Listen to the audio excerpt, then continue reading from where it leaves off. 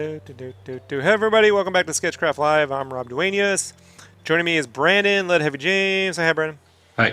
So we got some mailbag questions. Um, Oh, wait. very nice. Ka-ching. Mailbag. Ka-ching. This comes from Will. Will's pretty badass artist. Will Falcone.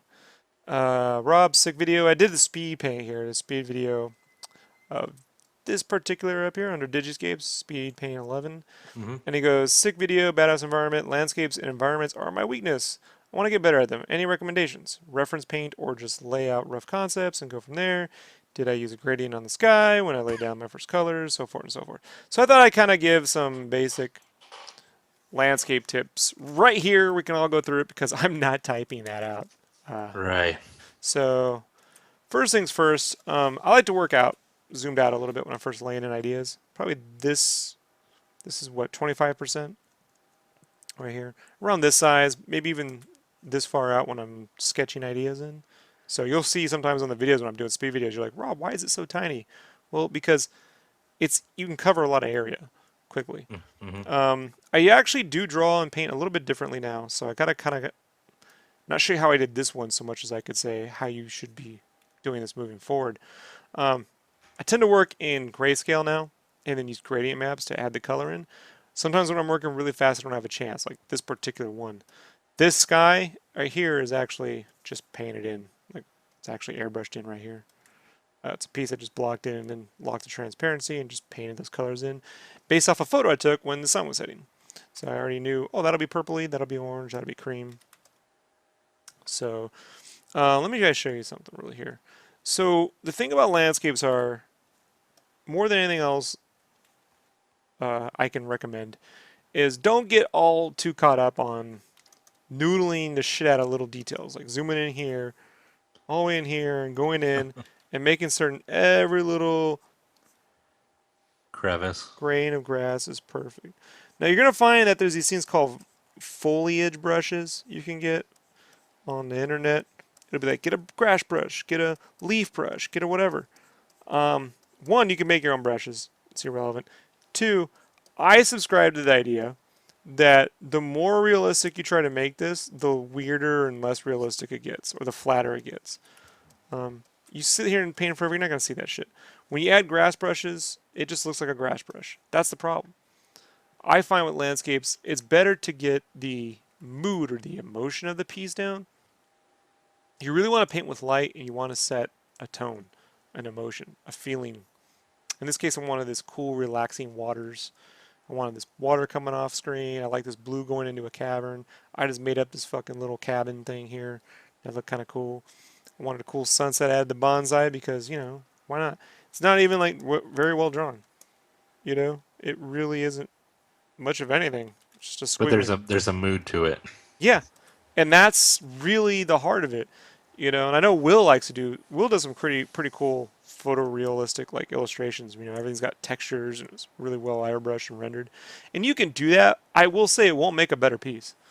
Um, if you look at some of the older animation, yeah, the Disney stuff was great. But if you look at like the Don Bluth stuff, some of the other stuff, those backgrounds were pretty loose. If you look at like Triplets of Belleville or The Illusionist, which is an animation that came out in 2010, not the Ed Norton movie, but an actual animation thing called The Illusionist, the backgrounds are really loose, but they're gorgeous. And the characters pop out.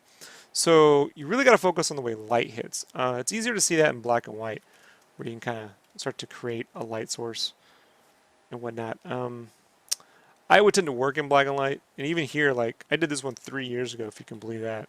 So even now, looking at it, I could see a situation where I'm like maybe focal pointing that light a little bit more, you know. And when you work from a value standpoint, you can really, it's really easier to bring in the focal point and not get too caught up in the details, and then let the color just sort of and create, the emotional tone. Yes, it still works.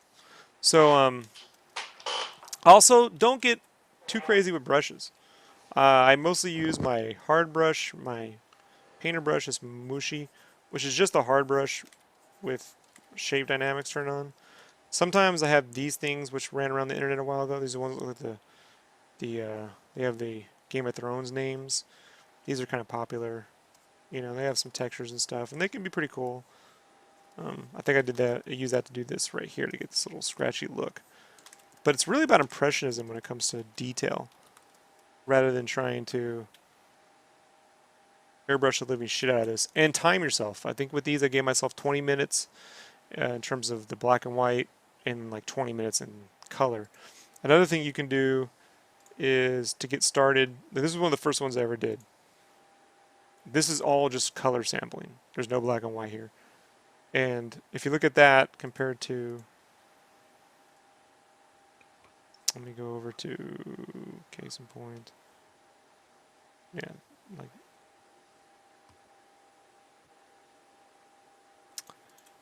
like this point, like this, probably not my best lighting, but if you look here, this was all black and white when I first started. And even a lot of these little details are just rubbed in, like the foliage here. I just scribbled in these leaves. This is before I even knew how to use gradient maps. Uh-huh. So, just kind of blocked in these So little like leaves and before grass and shit. you start a piece, do you have an idea of like, oh, I want to draw big logs or I want to draw a waterfall for sure, or is it just kind of you go with With these, I would just make that up. What I would tend to do is figure out what time of day. Like, okay. because the time of day invokes the emotion. I want a sunset. I want a blue sky. Like with this, I knew I wanted a blue sky. You know, in the desert. I know I Hmm. wanted the bounding. I call this bounded sky. These Miyazaki sort of anime sky things. So I knew I wanted a blue sky with the desert. I knew the time of day, high noon, which is usually the time you don't want to paint, but you know it's like the least interesting. Case in point here, I wanted more of like a sunrise or sunset, depending on the magic hour. You know, and this right here is all black and white, and then the color is just laid in over top. This was using overlays, but now I would do it with gradient maps. But it's about light and time of day. One of the things I practice with, I haven't done it in a while, but I gotta lay out some new ones, is these little thumbnails. Well, you can take photographs from different time of day and then really, really, you know, uh, quickly just lay in different color schemes. And this one right here was using the Lasso Tool to like draw in the all this stuff was using the Lasso Tool because I saw someone doing that. I'm like, I'll try the Lasso Tool. So it's about the mood and the tone. And then this right here was actually using gradient maps. So in the first times I did it, so this was gradient maps, these are gradient maps, that was great, that was, this was. So I got tired of mixing color. It's like this shit's Hmm. taking forever. Um, but you can see even here, even at this little zoomed out thing, when you move in, these aren't grass brushes. These are just me just blopping in little blobs of paint. And if you zoom out, you know, your eye will fill it all together. And you can continue that detail on forward. Like the way I've been doing it now is I can do one of these roughy ones like this in about Hmm. 15, 30 minutes. If that's the way I want to go, I can turn it back to black and white and then paint over that tonally and do a bunch more detail on top. You know, I could do more detail, draw over it, you know, work out all the perspective, do a little sketch drawing over it, rebuild it all up using the same lighting, and then take those same gradient maps, draw it on top, drop them back on top, and retain my lighting scheme. So you really have to think about light and emotion. Like it really is about light. And that's been the hardest part because when I draw, it's all about shape and, you know, construction and perspective. And with this, it's a little bit less so. I think some people too, you can get pretty wild with this. Like if your imagination gets a little crazy, like Hmm. I can do something really quick. Like I'll just make something up, right? So uh, I like to start with a little bit of a, let's just take the vanishing point, but I'm going to curve it. I'm not going to draw it straight. And then it's a very loose guide.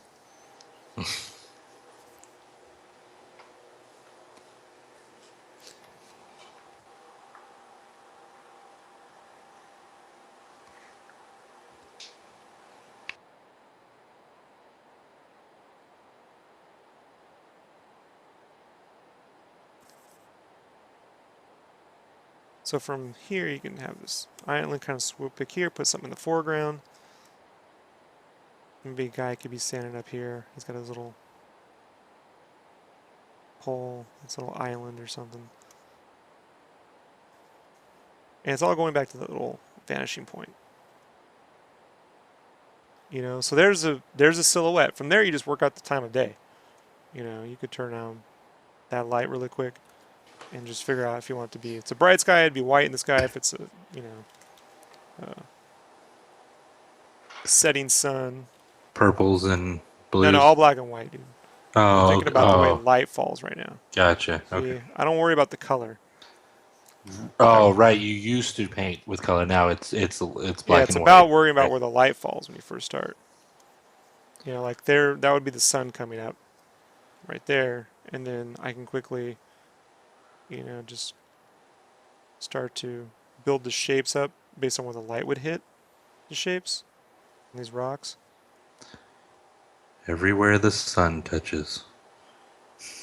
Thank you, Lion King. Yeah, you got it. I know. I own it in 3D. I watch it all the time.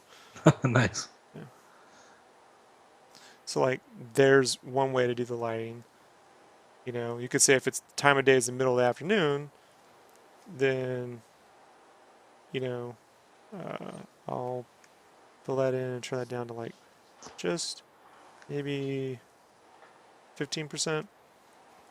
And then I'll throw in some clouds, some nice bubbly clouds that could be over here.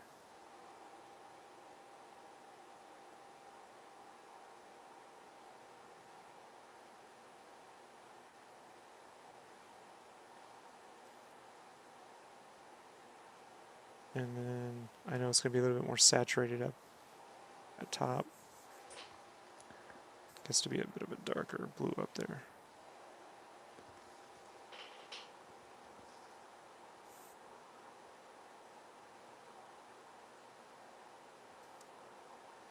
And save the light. Let's say the light's coming right up here.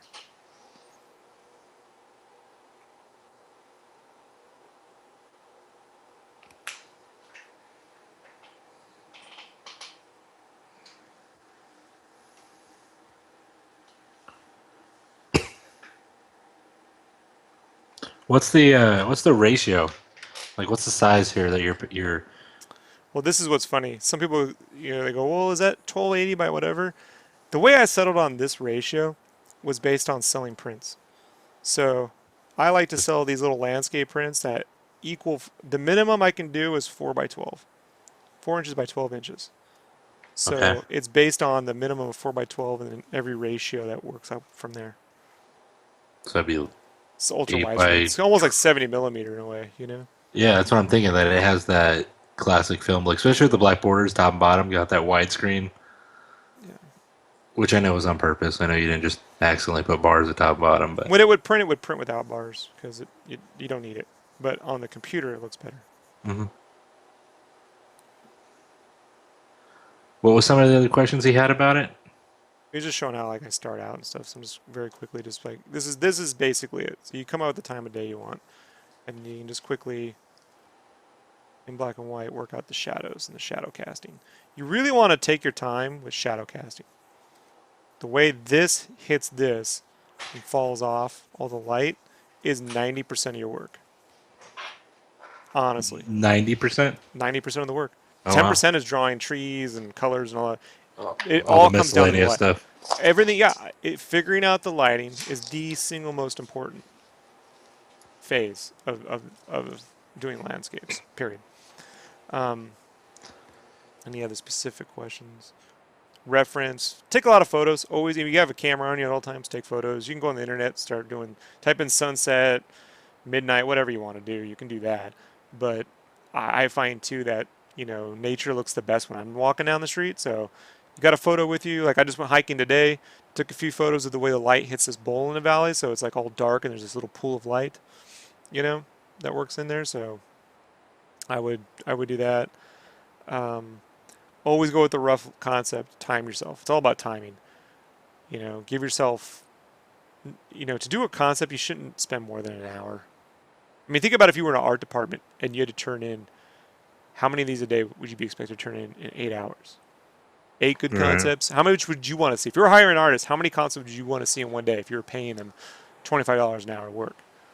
One per hour. You know, or maybe more. So like, that's where these little ones, or these little things came out. You know, I could always take this, drop it into my longer ratio, and expand out. You know, in black and white. So yeah, anywhere between 30 minutes top. I mean, really start 15, 30 minutes, and if you need the hour, do it. But I would spend most of it in the black and white phase. So if I'm going to spend 30 minutes on something, I would give myself 15 to 20 minutes, probably 20 minutes on black and white and 10 minutes on color, honestly. Because when you really look at, if I grayscale this, the color is irrelevant, especially if you're doing gradient maps because you don't have to blend those colors together. It's really about the lighting. That's the secret trick right there. And mood and ambiance. Build up a good look at movies that, like, for me it's easier to say movies. Like when I was a kid, one of the things that made me want to learn how to color was when I would go to my friend's house. For some reason, it was always in the middle of the night. Like my parents could never fucking let me go to a friend's house during the day. I'd always have to show up there late. So like his house, my buddy in particular, his house would always have this orange light coming from the windows and all these trees and stuff. And I drew it as the background off my head, but that same feeling. Remember I did the Super Couch for a video? In the credits, there's this little Right. house. That's what it looked like in my head. And I always wanted to be able to illustrate that. And these little dots here, these little city lights, that's all that is. And what is that? That's a blob of paint. Just a smooch, a little, psh, psh, psh, you know? But when you see the little colors, right, you go, oh, that's a whole city down there. There's nothing there, man. Cities aren't like, you know, when you see a computer render of an entire city in like a Superman comic, that's not how our eyes perceive detail, you know? That's a computer rendering out a million things. I don't think that makes a better, city illustration. However, if you go look at, remember the what's that comic book, The Bad Dad, Pride of Baghdad, about all the zoo animals that got blown up and were released from the zoos when we invaded Iraq. I've never heard of that one. Yeah, Pride of Baghdad. Go look at the backgrounds in Pride of Baghdad. So simple and so effective. The mood, the lighting, fantastic. You Gets know? the point across. Yeah, so it really comes down to capturing light. And so if you can do a little bit of photography on your own, you can, maybe when you're watching films, instead of paying attention to the special effects, find films that capture you, from an aesthetic. Anything by Michael Mann, like Collateral, if you've seen that, Heat, look at the Right. night sequences there. Like even Daredevil, the TV show, fantastic, right? Where they use the light, as a big deal as opposed to just endless showing you everything in detail. Yeah. And then always a real simple trick when you're laying out a, foreground, middle ground, background is, literally create a foreground, middle ground, background. Like, you know, if the darkest thing is my foreground, then, the middle part would be your middle ground and then your background, So I always work in grayscales of 100, 90, 70, 50, 30, 10. And those are percentages of black. Same with Copic markers, like 90%, 70%, 50%, 30%. You don't need 10, 20, 30, 40, 50, 60. That'd be overkill. Odds or evens was the way I was always taught. And even when I'm laying out these things, that's how I work, odds or evens. So you're working 10 odds, 10 to 100, or it's easier to go, 20, 40, 60, 80, 4 or 5 colors, values. And I'll be honest, you guys do that. And then go take a look at my gradient map tutorials if you want to know how gradient maps work a little better. I'm going to be doing a lot more speed paints, by the way, coming up here soon. A lot more. So we'll be going into commentaries specifically on each one as those get done. But this sort of thing is not, this isn't complex. I zoom in here, this looks like chicken scratch. It looks like ramen noodles. Like it's, I mean, for real, it's like, oh, look at that moosey looks. But Moosey, it's moosey. it's got good shape silhouettes in the back in the throughout the piece. It So sets a tone. You could hand this to an art director and go, I want to go in this direction. They go, okay, move further from there. And if you took something like this, even at this stage, and drew a little animated character over it, I think it would work. right. Like the contrast for me works. But that's me. That's me. So Light. Light is the most important thing, folks. That's the most important thing. Brandon, do you have any questions about landscapes? No, I think you covered them, and I asked them throughout. I think what I take away from it is obviously light is the most important, and also if you have a cool foundation of like this, big shapes and things that are recognizable, rocks, trees, branches, houses. You don't have to always go super in depth where you're zoomed into like 1,000% and you're drawing in shinglings on the roof. If you know it's a house, it's a house. So Yeah, that's and what let I you take away know, from it. drawing cities takes more time. The Yeah. more things that organics like rocks and trees is easy because it's not perfect. But when you get into things like cities, those are going to take more time. And I do have some techniques for that. Like I figured out on the Spider-Man pieces Hmm. that I did recently with the Superior Spider-Man and the 2099, but not enough to get into this video. I gotta kind of start to break that stuff down into larger pieces. So we'll get to that again sometime. But that's the bigger thing. That's where I would start. Photo reference, it's great. Look at it. Don't sample. Try to look at it. Sample if you have to. But really focus on the light and limit yourself on your brushes. And don't worry about those foliage brushes. I'm telling you right now, folks, those grass and leaf brushes, you can add on top of your chicken shit. Like if you have this chicken, I've done that before too. You take this chicken scratch, and then when you're very done, you take your leaf brushes and throw it on top here and there, boom here, boom there, boom there. That works just fine. But trying to paint all these with leaf brushes, fuck, it's just gonna look weird. It's gonna look weird. Trust me on that. You're gonna be like, there's something not right and generic. And I did that once, Brandon. Remember that piece I told you I threw away for Imagine FX? Hmm.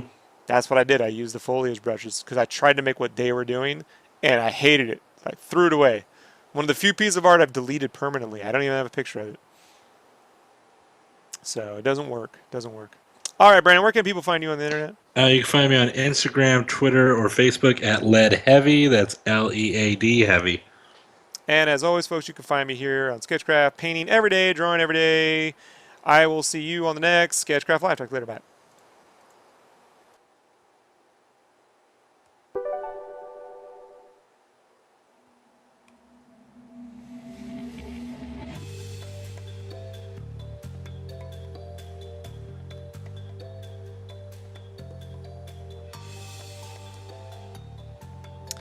Hello, everybody. Welcome back to Sketchcraft Live. I'm Rob Duenas. Joining me is Brandon. Let Heavy James. Brandon, say hi.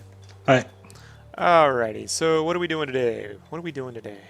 We are going to look at one of our loyal fans, Hector. Hector sent me some artwork. He'd like some tips. I put a call out the other day when we were streaming. I'm like, look, people ask me for their critique sometimes. Sometimes they ask you, and it goes horribly wrong. Um, and I say, look, I'm willing to give you some tips, whatever you want to do. But I have to do it live on the stream. So he sent me some artwork, so we're going to do that. He sent me a lot of stuff. So Hector, I don't have the time to go through every little thing he sent me. So I'm going to pick one or two pieces and just quickly go through. Let's start with this. This is Hector's art. Um, and I want to talk about construction here, Hector, because construction is your friend. First things first, whenever you're drawing a character, you need to start with a floor, a baseline, some place to stick them on. Something else I would recommend is stay away from poses that are super flat.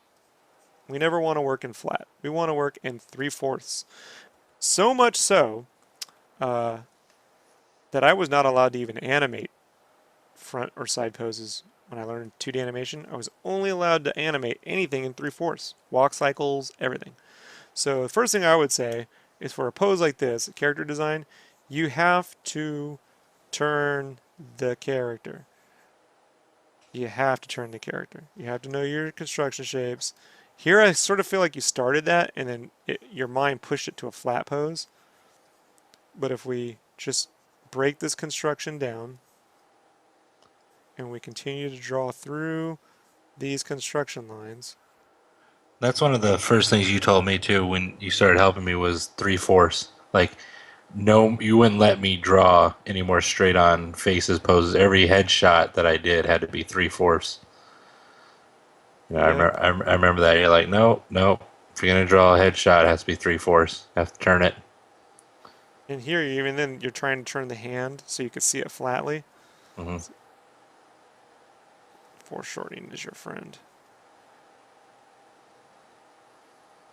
You know, and the character can be looking down if they need to. So construction is your friend. This is really a crude um, version of that. But you got to think about your center line. You know, your center line is the whole thing. I sent Hector some videos on Scott Robertson's How to Draw, and I remember Hector was telling me, I have that video. I'm like, yeah, but, you know, okay. So, like, look at this sword, for example. If this sword were moving in 3/4, it would actually be getting thinner as it goes into perspective, right? Here it's going diagonal, flat. Um, you also got to find center. So center means where's the center chest? If the center of the chest is here, that means the center of his waist is here, the center of his crotch area is here, you know, goes under. And then the leg center here, the knee, the calf, the foot. It's all working back from center. It's not enough to just draw a bunch of flat shapes and then add these grid lines. All right, that's what Brandon did once. Pissed me the fuck off. Remember, you did that. Like, okay, I added construction lines. No, that doesn't mean you take, you know, you don't just start going there. It's 3-dimensional. Like, that's not it at all. Is taking things apart, and it's easier to do this with traditional than it is digitally, by the way. It's really working on these shapes are 3-dimensional spheres, you know, and connecting each little piece 3-dimensionally as if it were a toy or statue. You have to train your mind to see there's a center line, 3-dimensionally. And even when you erase all that construction, it will then, because it has it built into there, it will appear more 3-dimensional. Right, Brandon? It's amazing how Yeah. that works, right? Mm-hmm. It's called foundation. It's your foundation. If your foundation is fucked up, doesn't matter how much, you know, Christmas lights you throw on that fucking house, it's gonna fall right apart.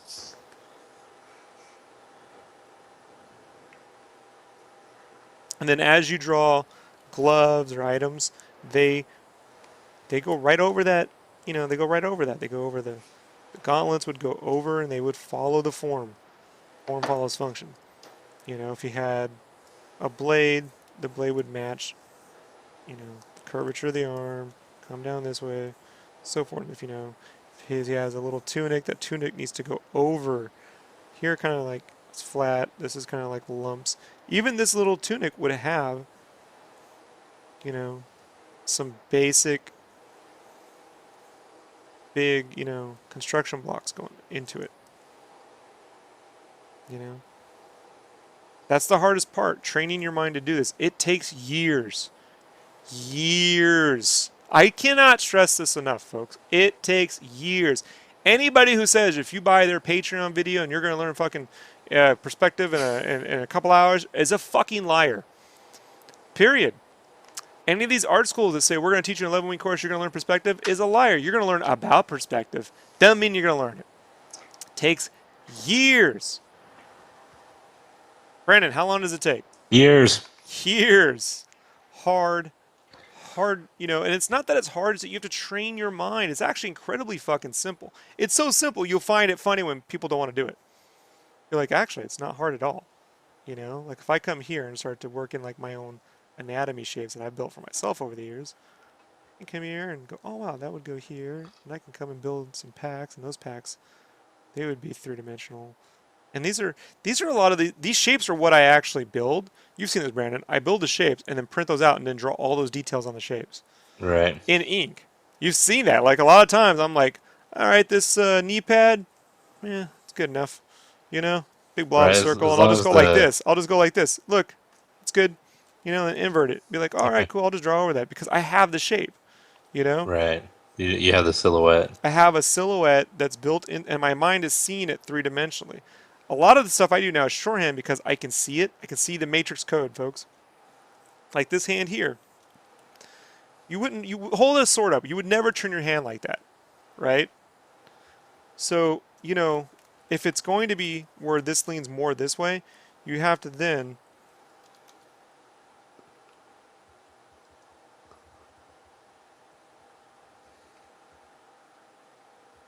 you got to probably take a photograph and make sure you're hitting it right.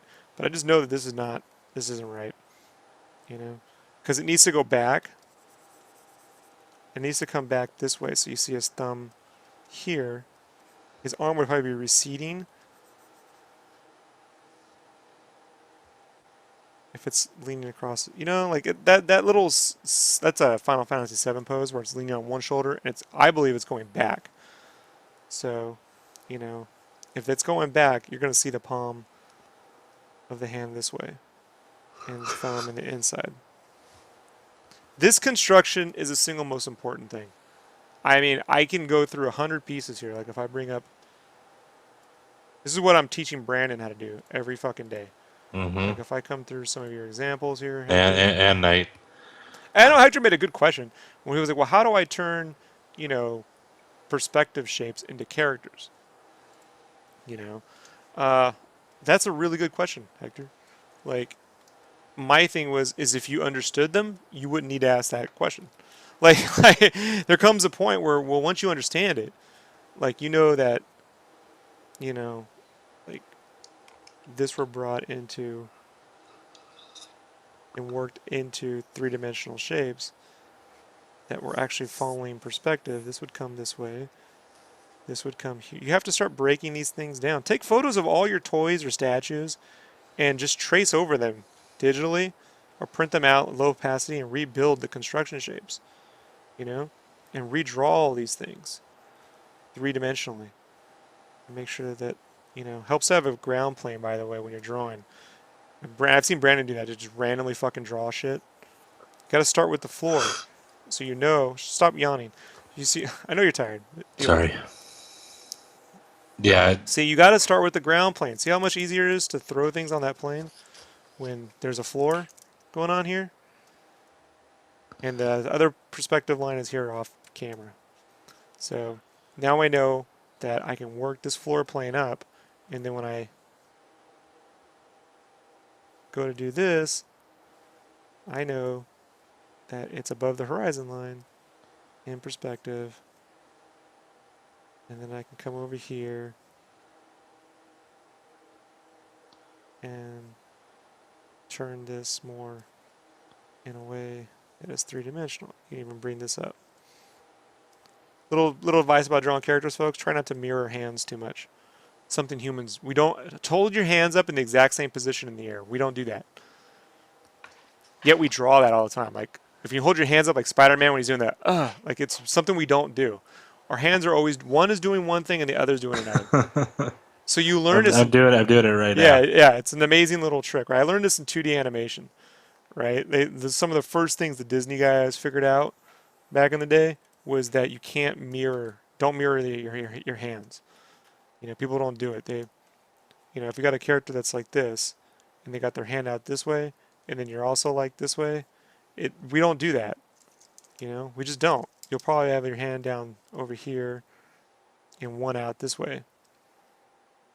Like, it's just something that you have to be careful about doing. You know, if you want it to appear more natural. If you want it to be unnatural, mirror every hand.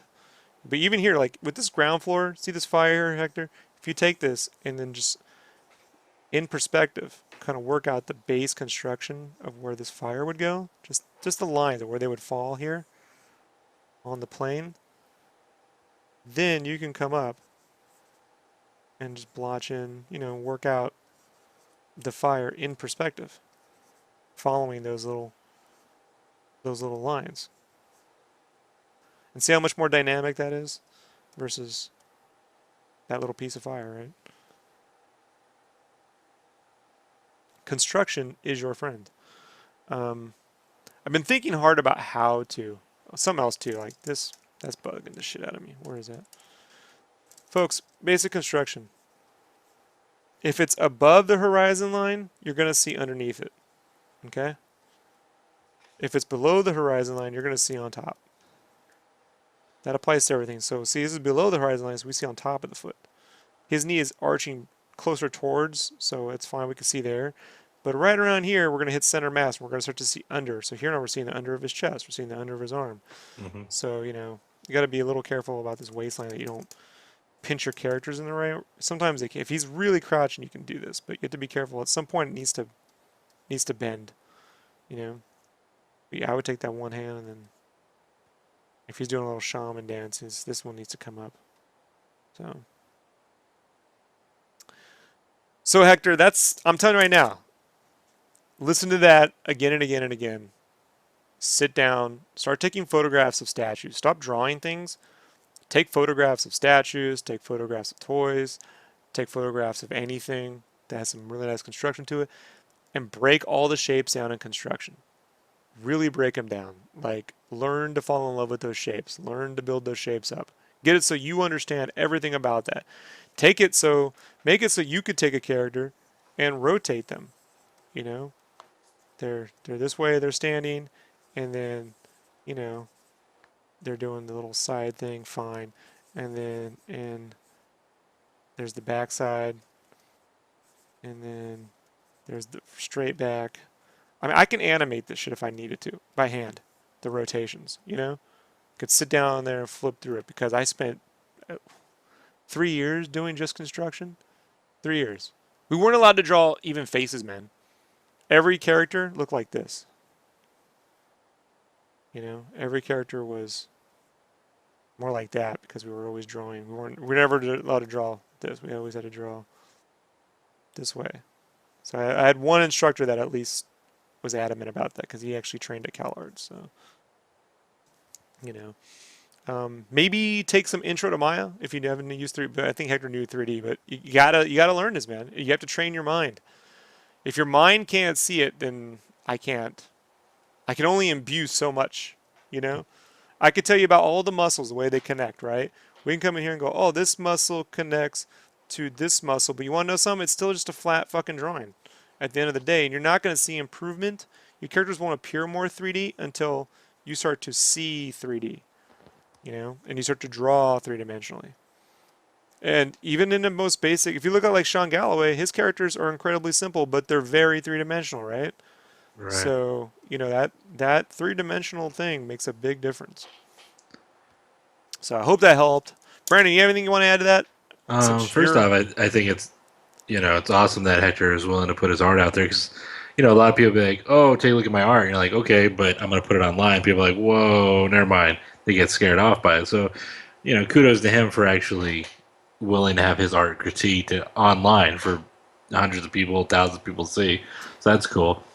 Um, yeah, just prepare for no sleep because I'm trying to get better right now doing the same formula where I need to work on my construction and slowly seeing it, but it's an uphill battle forever.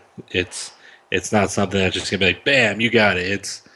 It's night out, night in, day, whatever the expression is. It's nonstop. You got to keep pushing. So and I've made you start over yes, a few you have. times, right?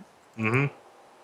I have, folks. He's handing me stuff. I'm like, no, we're going right over from scratch. I So, yeah, I've done drawings. He's looked at it. He's like, nope, throw it away, and that's I have to. Just what you gotta do. excellent. All right, Brandon, where can people find you on the internet?